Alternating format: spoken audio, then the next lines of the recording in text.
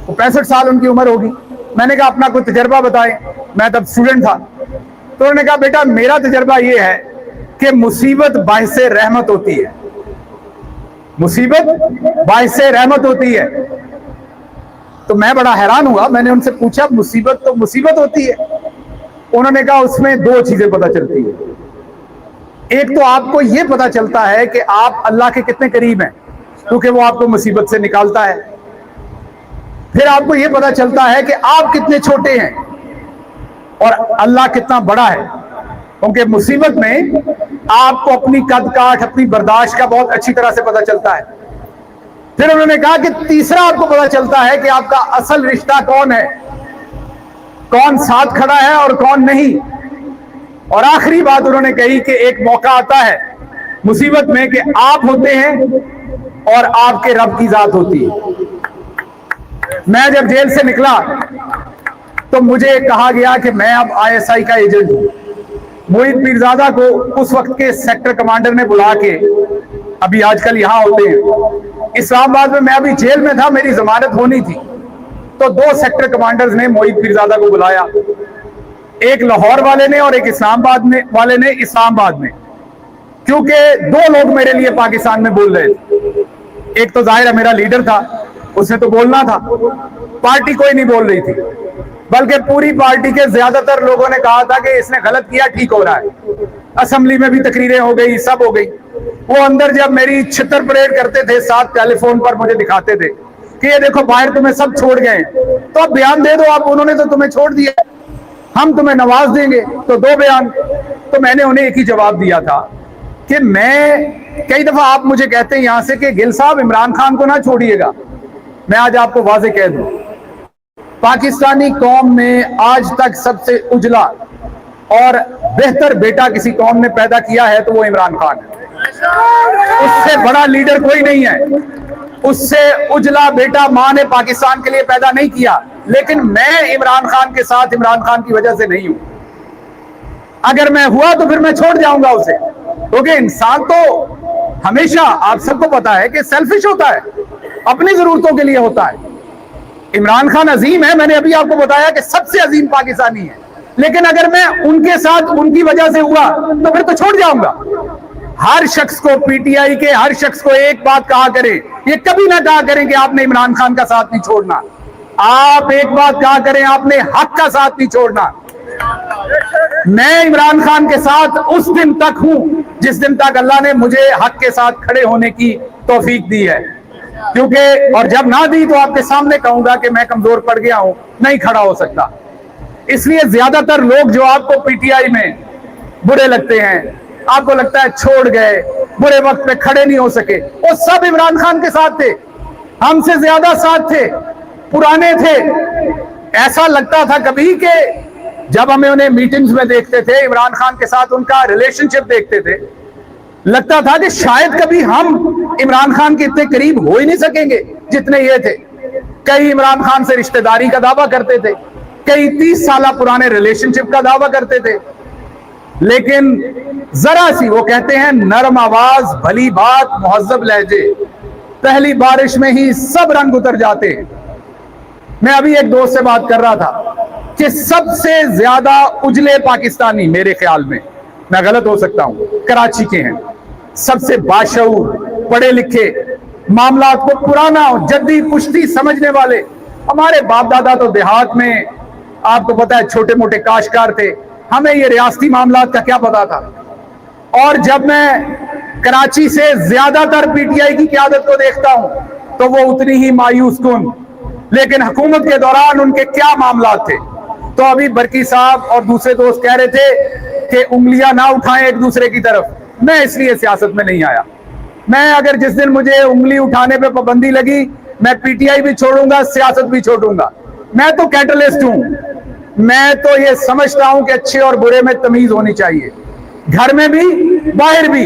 घर में करेंगे तो बाहर करेंगे। अगर मैं नवाज शरीफ को सारी उम्र से चोर कहता हूं, मैं जब जेल में मिलने गया, नवाज शरीफ से मेरी 2 मुलाकातें हुई, शायद 3, और हर मुलाकात 3-3 घंटे लंबी थी। मैंने उनके मुंह पे कहा, मैंने कहा मियां साहब, मेरे लीडर के अंदर बहुत बड़ा, बहुत बड़ा जो एक ज़र्फ है मुझे उन्होंने भेजा। हरगिज नहीं कहा कि आपको वहां तंग करें, कहा कि आप बीमार हैं, आपको हर सहूलत दें, और मैं आया हूं आपकी बीमारी पे आपको हर सहूलत देने। ये 4 डॉक्टर्स हैं, आपकी बेटी साथ वाले कमरे में बैठी है मिलने के लिए, आपको 50-50 लोग मिलते हैं, हम नहीं रोकेंगे। बस कौन से ये रियाकारी ना करें कि आप बीमार हैं, आप नहीं है बीमार, आपको पता है। तो बात ये है, वापस आता हूं इस बात पे, कि आप उस दिन तक खड़े हैं जिस दिन तक आपका शऊर ये कहता है कि आपको खड़े होना है। आप सब में से कई मेरे पास आते हैं कि इमरान खान कब निकलेंगे। आपकी आवाज में एक दर्द होता है, तकलीफ होती है, कभी कभी मैं देखता हूं तरस होता है और मेरी अंदर से हंसी निकल जाती है, क्योंकि कैमरा तो है नहीं। काश कैमरा लगा के आपको मैं दिखा सकूं कि शौकत खानम का बेटा किस अज़म के साथ जेल काट रहा है। जब कौमों के ऊपर आसिम मुनीर जैसे दरिंदे मुसल्लत हो जाएं, तो फिर किसी को अपने कंधों पर वो वजन उठाना पड़ता है। इमरान खान आप सबका वजन उठा रहा है। इमरान खान पर आपने तरस नहीं करना, इमरान खान पर आपने फख्र करना है। वो बेटा कौम में मां ने फख्र करने के लिए पैदा किया हुआ है। अगली बात मैं आपको बता दूं, 1-2 बातें करके इजाजत लूंगा क्योंकि बारिश होने वाली है किसी वक्त भी, कि एक बात और याद रखिएगा कि हर वक्त जो भी दौर होता है उसमें एक यजीद होता है। यजीदियत नहीं मरती क्योंकि शैतान नहीं मरता। जब शैतान नहीं मर रहा क़यामत तक, तो यजीद ने भी नहीं मरना। आज के जो यजीद हैं वो आज के जो हुसैन के पैरोकार हैं, और जिनमें मेरे ख्याल में हुसैन का सबसे बड़ा पैरोकार इमरान खान है। आज के यजीद को उससे डर है, आज का यजीद खौफजदा है, इसलिए जो उस यजीद ने भी नहीं किया वो आज का यजीद करने की कोशिश कर रहा है। बहनों से मुलाकात बंद, अब ये पानी और खाना रह गया, बाकी सब कुछ बंद। ईद पे कपड़े दो तो वो नहीं पहुंच सकते, दवाई दो तो वो नहीं पहुंच सकती, किताबें दो तो वो नहीं पहुंच सकती, कोई चीज नहीं।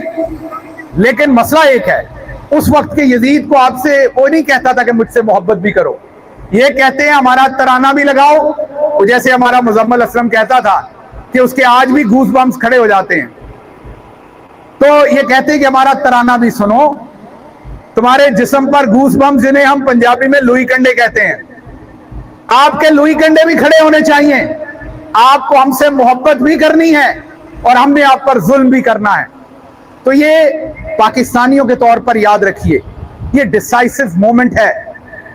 इमरान खान तय कर चुका है अपनी मंजिल। इमरान खान ने गैरत से या आजादी लेनी है या अपने रब के पास पहुंचना है।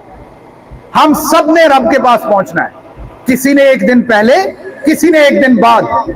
तो जो मैं आपको दास्तान सुना रहा था अकेले रहने की, कि मैं जब बाहर आया तो अकेला था। 2 जर्नलिस्ट मेरा जिक्र करते थे पूरे पाकिस्तान में, अरशद शरीफ, मोहित पीरजादा। अरशद शरीफ उनको लगता था बड़ा खाग है, इसको कहेंगे तो पड़ जाएगा, और जाहिर है वो मुल्क से बाहर जा चुका था। मोहित पीरजादा मुल्क में था, तो उसको बुला के कहा, दोनों सेक्टर कमांडर्स ने, स्पेशली एक ने, मुझे नाम पता है उसका, कि शहबाज गिल इज डन। ये मोहित पीरजादा जिंदा है, उनसे पूछ लीजिएगा। उसे कहा कैसे? उसे कहा उसकी अब जमानत हो जाएगी, बट ही इज डन। और जैसे वो नवाज शरीफ वाला कहता है, डन एंड जस्टिस। उसे कहा वो डन। उसे कहा वो कैसे? उसे कहा अभी बाहर निकलेगा ना तो आपकी जमात कानों की बड़ी कच्ची है, हमने फ्रेम कर दिया है कि हमारा बंदा एजेंट है, ये फारिग कर दिया जाएगा। वही बात हुई, मैं जेल से निकला तो ऐसा लगा मुझे था मैं समंदर में डूब रहा हूं, मैं असल में नहर में डूब रहा था। बाहर आया तो उससे बड़ी मुसीबत थी सामने। अपने पराए सारे साजिश कर रहे थे कि मैं ISI का एजेंट। मैंने अल्लाह से कहा कि या खुदा, इतनी मार खाई, करप्शन नहीं की, 5 साल कोई तनख्वाह नहीं ली, दिलो जान से काम किया। मैंने अल्लाह से यह सवाल पूछा, इतनी जिल्लत मेरी किस्मत में? हाँ, ये जरूर है कि मैं किसी का चमचा नहीं बनता था, मैंने सारी जमात को धुआं दिया हुआ था, अभी भी देता हूं। जिस दिन तक रहूंगा दूंगा, वो मेरी तबीयत है। जो मेरी बात होती थी वो सीधी मुंह पे कहता था, जो नालायक था उसे नालायक कहता था, जो ठीक था उसे ठीक कहता था। तो एक मुसीबत बन गई मेरे लिए। मैं अदालत जाता था, मेरे साथ कोई नहीं होता था। बल्कि आपको मजे की बात बताऊं, आज भी जिनके पास बड़े बड़े ओहदे हैं, उन्होंने टारगेट किलिंग की, जैसे MQM में टारगेट किलिंग होती थी, याद है? जो 2-3 लोग मेरे साथ पेशियों में जाते थे, उनकी टारगेट किलिंग की गई। मेक श्योर किया गया, यहां गोंदल साहब खड़े हैं, उन लोगों को जो जीतते आ रहे थे या बड़ी वोटें ले रहे थे कि उन्हें टिकट ना मिले क्योंकि वो शहबाज गिल के साथ अदालती पेशी पे जाते हैं। अब मेरा कोई प्लॉट का कब्जा तो था नहीं, मेरा को अपना केस तो नहीं था। अब आपको पता है, मिन्नत कर लो जाके आसिम मुनीर की तो मैं भी धुल जाता। अब मेरे पे मुसीबत क्या थी? 27 केसेस, एक आम लेक्चरर प्रोफेसर, कोई माली मामलात भी ऐसे नहीं। लड़ूं तो किसके लिए लड़ूं? सवाल ये था, साथ तो कोई है नहीं। ये स्टांस किसके लिए लूं? ये मैं इसलिए सुना रहा हूं कि आज आप कह रहे हैं लोग कम है या ज्यादा है, तो मैं आपको ये सबक देने लगा हूं। लड़ूं तो किसके लिए लड़ूं? मैं अपने आप से सवाल पूछता था, साथ तो कोई है नहीं। और दूसरी पार्टी ऐसी है कि उनसे पूरा कैसे आऊंगा? एक दफा इस्लामाबाद, क्योंकि वकील साहब को भी लेके जाना होता था लाहौर से, एक दफा इस्लामाबाद जाने के तकरीबन 2 लाख रुपए लगते थे। हफ्ते में 2 पेशियां पड़ती थी। एक दिन मैंने जज को कहा, सिपरा साहब जज थे, सारे इस्लामाबाद के रिपोर्टर गवाह हैं, मैंने कहा जज साहब गलती हो गई, हुकूमत में कहा करप्शन नहीं की, अगली दफा आया जरूर करप्शन करूंगा, इतनी कि ये केस भुगत सकूं। पेशी 1 डाला करो, 2 का खर्चा बर्दाश्त नहीं कर सकता। सारे प्रोसेस में मैं अपने रब से पूछता रहा कि मैं लड़ूं या मैं ढेर हो जाऊं, चला जाऊं। उस सेक्टर कमांडर का मेरे पास नंबर भी था, हमारी हुकूमत के आखिरी दिनों में वो आ चुका था, मुझे भी उसका पता था। एक मैसेज करना था कि मैं तैयार हूं, तो मुझे भी पार्टी के अंदर रखते हुए दूध से धो दिया जाना था। एक दिन ऐसे ही काफी देर के बाद मैं खान साहब को मिलने गया रात को, मैंने उनसे इस बात का जिक्र किया, तो उन्होंने मेरी आंखों में गौर से देख के कहा कि शहबाज, अगर तुम हक पे हो तो तुम्हें फलाह मिलेगी, अगर तुम हक पे नहीं हो तो तुम्हारी इज्जत में कमी आएगी। अगर हक पे हो तो डटे रहो और लगे रहो और एक दिन तुम्हारा डंका बजेगा। मैं अमेरिका आया, मैं समझता था कि मैं खान का स्कट मजाइल हूं, बड़ा काम कर सकता हूं। यहां आया तो दोस्तों ने यहां भी मेहरबानी कर दी, यहां भी मेरे लिए वही माहौल था, यहां भी मेरे लिए वही माहौल था। पहले 2 साल मुझे अपना मुंह धोने में लगे और जो जो मेरे पे कीचड़ डालते थे, मैं तो एक गरीब किसान का बेटा था ना, तो मैंने रिक्शे वाले की बात आपको कही कि अल्लाह आपके साथ खड़ा होता है। जिसने मेरे पे कीचड़ डाला, ऐसा बेइज्जत हुआ, ऐसा बदनाम हुआ, ऐसा खुल के सामने आया, जर्नैली टाउट बना कि आज अपनी सफाइयां देते फिर रहे हैं। और मैं कहां खड़ा हूं? आज कोई बताए कि पूरे पाकिस्तान में, मैं उन 1-2 लोगों की बात नहीं कर रहा जो फौज में थे, उन्हें फौज ने निकाल दिया, वो जाहिर सख्त बातें कर रहे हैं, करेंगे, उन्होंने कौन सा जाके कोई सियासत करनी है। पूरी दुनिया में इमरान खान के साथ वाला या वर्कर, अगर कोई माई का लाल है जो मेरी तरह काम करता है तो चैलेंज है, यहां मेरे साथ आके खड़ा हो। ये मैं चैलेंज करता हूं, मेरे साथ आके खड़ा होके हाथ खड़ा करके कहे कि हाँ, तुमसे मैंने 2 इंच बढ़ के इमरान खान का दिफा किया है, तुमसे बढ़ के मैंने जर्नैलों के गले में हाथ डाल के उनको ललकारा है। तो इसलिए आपको मेरा एक ही पैगाम है, डरे मत, किला ठोक के रखे। अगर आप इंसाफ पे हैं तो आपका डंका बजेगा, और कभी इस गलतफहमी का शिकार ना बने कि ये शहबाज गिल का डंका बज रहा है। जिस दिन शहबाज गिल इस गलती का शिकार हुआ, उसको भी छितर पड़ेंगे। सिर्फ इस गलती का शिकार रहें, सिर्फ एक गलती का शिकार रहें कि ये अल्लाह के नाम का डंका बज रहा है। आप सच में खड़े हैं तो इज्जत होगी, आप झूठ के साथ खड़े तो आपको छितर पड़ेंगे। एक ऐसा मेरा मुखालिफ नहीं है जिसने मेरे साथ मेहरबानियां की और आज सफाइयां पेश नहीं करता फिर रहा। वो मेरा नहीं था, उसको उस वक्त मुझ पे तरस खाना चाहिए था जिस हालात में मैं निकल के आया था। मेरा हाथ पकड़ना, मुझे हौसला देना चाहिए था। आप सबको पता है पीटीएसडी क्या होता है जब आप उसमें से निकल के आते हैं। मैंने उस सारी जुस्तजू को, क्योंकि लीडर मेरा जेल चला गया, मैं यहां आ गया, अकेला, बिल्कुल अकेला बर्दाश्त किया और सिर्फ अल्लाह से एक ही बात मांगी कि मुझे हिम्मत देना। इसलिए जब मैं अब गंदे कपड़े धोता हूं तो मैं अपना सब कुछ त्याग चुका हूं, मुझे कुछ नहीं चाहिए। मुझे नहीं लगता मैंने पार्टी में कोई पोजीशन लेनी है, मैं ये पहले भी बहुत बार बता चुका हूं। मुझे नहीं लगता हुकूमत में आया मैंने कोई ओहदा लेना है। इमरान खान के साथ हूं, रहूंगा, और जो गंदे अंडे हैं, मैं ये समझता हूं कि अगर मेरे जिस्म पे गंद है, सबसे पहले मुझे इस्लाम का हुक्म है वो साफ करूं, फिर बाहर वाला गंद साफ करूं। जो कुछ आज इमरान खान के साथ पाकिस्तान में हो रहा है, किस लेवल का वो लीडर है और उसको किस तरह के गिद्दड़ पीछे फॉलोअर मिले हुए हैं। मुल्क के अंदर और मुल्क के बाहर जो उसकी तहरीक के साथ किया गया है, मैं समझता हूं अगर उसके खिलाफ मैं बात ना करूं तो मेरे से बड़ा बददियानत कोई नहीं होगा। मुझे इमरान खान साहब भी ये रोकेंगे तो मैं उन्हें कहूंगा कि खान साहब आपका हर हुक्म सर आंखों पर, लेकिन मुनाफिकों को मैं नहीं छोड़ूंगा। मैंने 20 दफा कहा मैं इज्जत करता हूं उन तमाम लोगों की जिनको इन्होंने ले जाकर जुल्म किए। उन्होंने पहले दिन कहा हम नहीं कर सकते, ये हम प्रेस कॉन्फ्रेंस करके खान को छोड़ रहे हैं। मेरे नजदीक वो मोतबर लोग हैं उन लोगों की निस्बत जो इमरान खान के साथ रहे, वो इमरान खान के साथ रहे लेकिन उसे धोखा देते रहे, उसके नाम को कैश करते रहे। तो इसलिए ये बात जहन में रखिएगा। और मैं ये भी आपको बता दूं, गलतफहमियां लोगों को ये भी दूर कर दूं और आपकी हो गई हैं। कोई सिंधी पंजाबी से बेहतर नहीं, कोई पंजाबी किसी पठान से बेहतर नहीं, कोई पठान किसी बलोची से बेहतर नहीं, कोई बलोची किसी पंजाबी से बेहतर नहीं है, वाइस वर्सा। पूरी कौम का जो इखलाकी मेयार है वो नीचे जा चुका है। अगर होता तो फिर इमरान खान के अलावा कोई और मां भी ऐसी बच्चा जनती ना जो इन जर्नैलों के खिलाफ इस तरह से खड़ा हो सकता। ये 80 साल में एक ही मिला है, खड़ा है ना डट के जेल के अंदर। और आपको अगर लगता है कि इसको आपकी मेरी, मैं जब अमेरिका आया 100 दफा उनसे मैंने बात की। आपने गौर किया होगा मैं ना कभी यहां फंड रेजिंग में गया, ना मैंने कभी यहां पर जो लॉबिंग होती थी उसको कभी बढ़ा चढ़ा के पेश किया बहुत ज्यादा। क्यों? मैं चीफ ऑफ स्टाफ था उसका। क्या मुझे नहीं पता वो कैसे सोचता है? मुझे नहीं पता वो किससे मदद चाहता है? वो एक ही जगह से मदद चाहता है, इय्याका नअबुदु व इय्याका नस्तईन, और उसकी मदद उसी ने करनी है।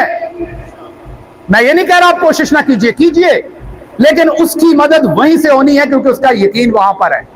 इसलिए आप एक हो, 2 हो, 3 हो, आप डटे रहिए। बल्कि मैं आपको एक मजे की बात बताता हूं, जब आप अकेले रहते हैं तो तभी तो आपका रिश्ता बनता है खुदा से, तभी तो आपको अपने छोटे होने का और उसके बड़े होने का आपको अंदाजा होता है, और उसके सामने जितने टाउट होते हैं वो एक्सपोज होते हैं आपके सामने। हाँ, लेकिन उसका नुकसान ये होता है कि मिलिट्री जो आज कर रही है ये पहले भी तो कर चुकी है, फातिमा जना के साथ भी किया। आज जरा जुल्म जो है बहुत ही नंगा नाच कर रहा है, और तब हमारी आंखों पे पट्टी बंदी हुई थी। सोचिए मशरकी पाकिस्तान में क्या हुआ, आज सोचिए कश्मीर के साथ क्या हो रहा है। तो इसलिए आप सबने अपने आप से ये पूछना है कि क्या आप कूफियों से मुख्तलिफ हैं। मैं आपकी बात नहीं कर रहा, ये कैमरा से जो मुझे सुन रहे हैं। मैं एक दफा कैंसस गया, हमारे एक दोस्त के बेटे की शादी थी, जॉनी बशीर भी थे वहां, खटाना साहब भी थे, नाश्ता कर रहे थे। एक बंदा मुझे बार बार कहे, गिल साहब आपके हाथों मैंने शील्ड ली थी, आपने मुझे शील्ड दी थी, आपने मुझे शील्ड। मैंने 2 दफा 4 दफा बर्दाश्त किया, चुप रहा। मेरी एक ही खामी है कि मैं बोल देता हूं, चुप नहीं रहता। मैंने उससे पूछा कि भाई साहब आपने केमिस्ट्री का कौन सा फार्मूला याद किया है? तो उनको समझ नहीं आई। मैंने कहा ऐसा कौन सा कारनामा था जो आपको शील्ड मिली थी? तो वो थोड़े ना पजल हो गए। उन्होंने कहा क्या मतलब है? उन्होंने कहा आपने मुझे गवर्नर हाउस में दी थी। मैंने कहा यार मैंने भी खच मारी थी, आपने भी मारी थी। वो हमारे गवर्नर सरवर साहब थे, वो आप सबको राजी किया करते थे शील्डें देके, आप भी पहुंच जाते थे। अभी भी मैं देखता हूं अमेरिका से डॉक्टर्स जाएंगे, अल्लाह ने कितनी इज्जत दी, आपको क्रीम बनाया, क्रीम ऑफ द क्रीम। हम स्कूलों में होते थे, जो टॉप के 2 बच्चे होते थे वो डॉक्टर बनते थे। उन टॉप के बच्चों में जो डॉक्टर बनते थे उनमें टॉप के बच्चे जो हैं वो किंग एडवर्ड, आगा खान और इन टॉप के स्कूलों में जाते थे।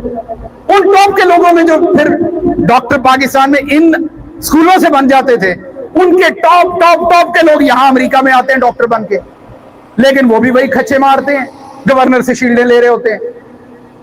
पूछो किस चीज की शील्ड ले रहे हो? हमने वहां रफाई काम किया, ये हमें शील्ड दे रहे। और जालमो ये तो देखो, इब्ने ज़ियाद से शील्ड ले रहे हो, शिमर से शील्ड ले रहे हो, किससे शील्ड ले रहे हो? कुछ दिमाग काम नहीं करता अपना। अच्छा, फिर मैं उनसे कहता हूं इमरान खान तो सियासी आदमी है, ओके, आप उसके मुखालिफ हो सकते हैं, चले, आल्दो इस वक्त बात सियासत की नहीं है, मेरे हो सकते हैं। यास्मीन राशिद तो आपकी उस्ताद है, आपकी मां है, उनके साथ क्या किया इन जालिमों ने? अब उनसे शील्डें पकड़ रहे हो। ऐसे ही कल गौर खान साहब कह रहे थे कि मैं अगर पता नहीं क्या नहीं तो तू भी तो दिलदार नहीं है। साथ हमारे खड़े साबिक स्पीकर साहब बैठे हुए हंस रहे थे। अब आप केपी में 3-4 ही ग्रुप हैं हमारे सियासत के। एक गंडापुर वाला है, वो मुझे पहले गालियां देता है। सुहेल अफरीदी रह गया था, वो अब देता है। असद कैसर साहब हैं, वो अभी देंगे, मैं बात कर रहा हूं। रह के गया है। पंजाब वाले पहले ही सारे ही देते थे, वो भी देते हैं जो दुबई में रहते हैं, वो भी देते हैं जो इंग्लैंड में रहते हैं, आते हैं जाते हैं, उन्हें कोई नहीं पूछता। और वो पाकिस्तान में इमरान खान के वफादार भी हैं। सानू दस देने के तुसी बाहर चले गए हो, इसलिए बातें कर सकते हो, हालांकि खुद आधा टाइम बाहर रहते हैं, आधा अंदर रहते हैं। तो आप मुझे बताइए कि अगर इन सबको मैंने खुशनुदी हासिल करके कुछ हासिल करना है, लानत है फिर मेरे होने पर और मेरे उस हासिल करने पर। इसलिए हमारा तो एक ही असूल है, आप अच्छा काम करें, आप कोई भी हो आपकी वाह करेंगे। आप बुरा काम करें, आप कोई भी हो आपके साथ वही अशर करेंगे जो बुरे के साथ किया जाता है। ना कुछ लूज करने का डर है। वो कोई इमरान खान के करीब तरीन शख्सियत हो, वो कोई बहुत मोतबर शख्सियत हो या आम वर्कर हो, जो अच्छा काम करेगा उसको अच्छा कहेंगे, जो 2 नंबरियां करेगा उसे आवाम के सामने रखेंगे। क्योंकि ये ड्राई क्लीनिंग की मशीन इमरान खान ने लगाई है। इमरान खान पहला आदमी था जिसने आप जनाब से निकल के कहा कि नवाज शरीफ चोर है। इससे पहले रवाज यही था, आप जनाब। पाकिस्तान को इसी चीज ने तो लूटा। पाकिस्तान को किस चीज ने लूटा है? ये मेरे वालिद के जनाजे पे आया था, ये मेरी शादी पे आया था, ये मुझे उठ के मिलता है, ये मुझे दरवाजे तक छोड़ने जाता है, ये मुझे चाय पिलाता है, ये मेरे फोन पे मेरा काम कर देता है। इसी चक्कर में आम लोगों के ये मसले हैं। ये जो अशराफिया है, ये आपको इतनी सी बोटी दे के मुल्क लूट जाते हैं, ये मुल्क का खजाना खाली करते जाते हैं। पाकिस्तान के पास आज बचा कुछ नहीं, आपके सामने है। बहरहाल आखिरी बात ये करूंगा, इमरान खान अगले 10 साल जेल में रहे या 10 दिन रहे, उसने झुकना नहीं है। ये मैं आपको आज बता देता हूं। आपको बड़ी खबरें आएंगी, अमेरिका से डॉक्टर चले गए, आपको खबरें आएंगी बर्तानिया से चला गया, आपको खबरें आएंगी इस्लामाबाद से जनरल साहब चले गए, साबिक आर्मी चीफ चले गए। मैं आपको एक ही बात बताऊं, जो भी जाएगा इमरान खान छितर उतारेगा आगे से, जो भी जाएगा, मैं अभी बता दूं। और उसकी वजह एक है कि इमरान खान सौदेबाजी करने वाला नहीं है। डील करनी है, आप इमरान खान के आम वर्कर से डील कर लो, डील हाजिर है। डील बड़ी सादा है, पाकिस्तान के आइन पर बंदे के पुत्र बन के वापस जाओ, अवाम का मैंडेट जिसको मिला उसको वापस करो, और जिन्होंने गुनाह किए हैं उनका एहतसाब होने दो। ये डील है। आज दे दो, मुझे दे दो, मैं डील करता हूं आपके साथ इमरान खान के बिहाफ पे। करो डील, वापस जाओ। जो कायदे आजम ने पाकिस्तान जिसके लिए बनाया था उस पर्पज में वापस जाओ, हमारी आपसे डील है। बाकी आपको कहानियां सुनाई जाती हैं, आज ये मिल लिया, अब बात हो रही है, अब ये हो रहा है।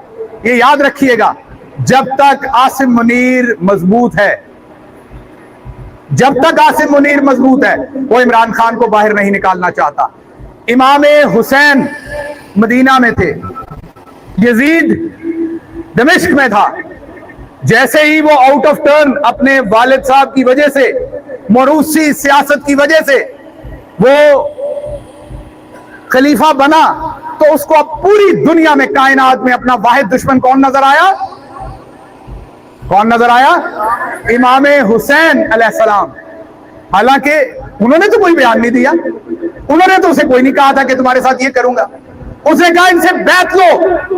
उन्होंने पहला इनकार मदीने में किया, और फिर आखिरी इनकार उन्होंने करबला में, जब उनका सर कलम किया गया, उन्हें शहीद किया गया, वहां किया। तो इसलिए याद रखिएगा, आसिम मुनीर से खैर की तवक्को मत रखिएगा। जो काविश कर सकते हैं, जो आवाज उठा सकते हैं, जरूर उठाइए, क्योंकि इमरान खान का कर्ज है पूरी कौम पर। इमरान खान का आप साथ नहीं दे रहे, एक नजरिए का साथ दे रहे हैं। अगर आप उस नजरिए पे बिलीव करते हैं, डट कर खड़े हो जाइए। अगर आप बिलीव नहीं करते, साइड पे हो जाइए। एक भी रह गया इमरान खान के साथ, आप यकीन कीजिए वो अकेला भी रह गया तो मैं उसे लड़ता देखता हूं, मैं उसे पीछा होते नहीं देखता। उससे हम में से किसी की जरूरत नहीं है, क्योंकि इमरान खान ने रब को पा लिया है, वो हजरत हुसैन का सच्चा पैरोकार है। इसलिए आखिर पर आपसे इजाजत चाहने से पहले तमाम दोस्त, वो हमारे जॉनी बशीर साहब हों, उनकी पूरी टीम यहाँ की, हमारे ह्यूस्टन से आए हैं बरकी साहब, उनकी पूरी टीम, कासिम सूरी मेरा भाई है, दोस्त है, मनीर खटाना साहब हैं, उनकी टीम है, वकार साहब हैं, हमारे पेंसिल्वेनिया से दोस्त आए हैं, सारी जगहों से, सैक्रामेंटो से आए हैं हमारे, आज जरा हिट विकेट हुए हैं थोड़े से, अकबर चौधरी साहब वो भी पहुंचे हुए हैं। बाकी तमाम जितने भी दोस्त हैं जिन्होंने आज भी कोशिश की है, अरसलान भुम्मन साहब, गोंदल साहब आए हुए हैं पाकिस्तान से, अगर किसी का नाम में रह गया तो माजरत बहुत ज्यादा। अपने हमारे अमजद साहब आए हुए हैं न्यूयॉर्क से। तो तमाम दोस्तों का बहुत बहुत शुक्रिया, आप तशरीफ लाए।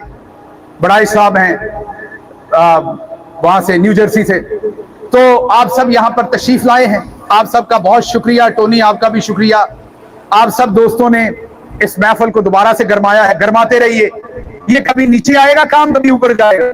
तुंदिए बादे मुखालिफ से ना घबराए काम, ये तो चलती है तुझे ऊंचा उड़ाने के लिए। और मैं आपको, पता नहीं आपने छोटे होते ये किया है कि नहीं, हम तो खेलते थे। हम तो छोटे होते वो जो हमारा साइकिल होता था ना, खुद ही गारे में फंसा के उसे निकालने की कोशिश करते थे। तो ये तो मजा आता है जब आप गारे में फंसते हैं, जब जोर लगता है, मैच फंसता है तो मजा आता है। तो इसलिए मजा लीजिए। हाँ, जर्नैलों को हमारा एक ही पैगाम है कि नूर जहां ने गाना गाया था, तराना गाया था, ए पुत्र हटाते नहीं बिकदे, तू लब दी फिरे उधार कुड़े। आपको मेरा यही पैगाम है कि ए पुत्र हटाते नहीं बिकदे।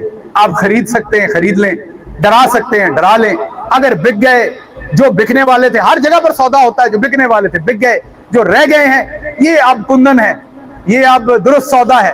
और इमरान खान को यही चाहिए था। आज इमरान खान इंशाल्लाह, आज नहीं तो कल, ये भी आपको बता दूं, मुझे अल्लाह पे पूरा ईमान है, अल्लाह हक की फतह करेगा। इमरान खान जेल से वापस आएगा और इस कौम की हालत बदलेगा। मैं एक दफा फिर यहां पर स्पेशली जो हमारी माएँ आई हैं, हमारी बहनें आई हैं, हमारी खवातीन आई हैं, हर बार आती हैं, हमारे बुजुर्ग हैं, छोटे बच्चे हैं, मैं उनका बहुत ज्यादा मशकूर हूं। पाकिस्तान, इमरान खान, कौन बचाएगा पाकिस्तान?